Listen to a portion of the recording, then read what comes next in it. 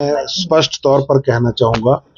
राजनीति में आने से पहले भी और राजनीति में आने के बाद भी आप अगर देखें तो हम प्रत्येक सत्र में बार-बार मणिमहेश यात्रा को लेकर विषय उठाते रहते हैं, क्योंकि ये यात्रा हमारे चुनाव क्षेत्र में आयोजित होती है, प्रतिवर्ष आयोजित होती है और लाखों की तादाद में श्रद्धालु इस यात्रा में आते हैं। पिछले 4 दिनों से चंबा जिले में और मेरे चुनाव क्षेत्र में जो हालात बने हैं वो किसी से छुपे नहीं है। 3 दिन भारी बारिश हुई और पिछले लगभग 2 दिनों से मोबाइल नेटवर्क और बिजली टोटल ठप है।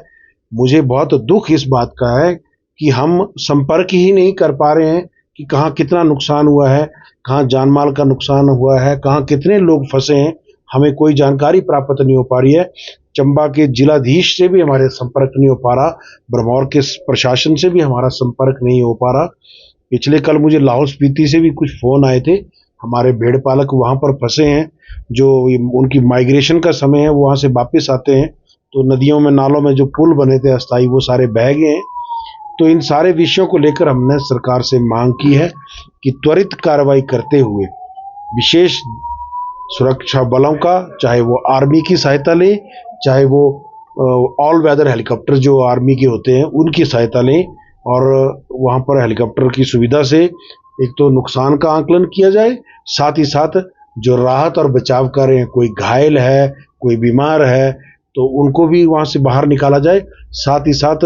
लोग, केवल स्थानीय लोग ही नहीं, जो यात्रा मार्ग है जो लगभग 14,000 फुट की ऊंचाई पर है,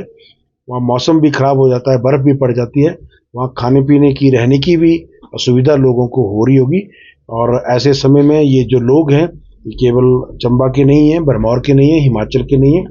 लगभग पूरे भारतवर्ष से अलग अलग जगहों से पूरे देश के लोग वहाँ पर काफ़ी संख्या में फंसे हैं। कितनी संख्या में फंसे हैं इसका भी अभी आंकलन हमारे पास नहीं है। तो हम सरकार से हमने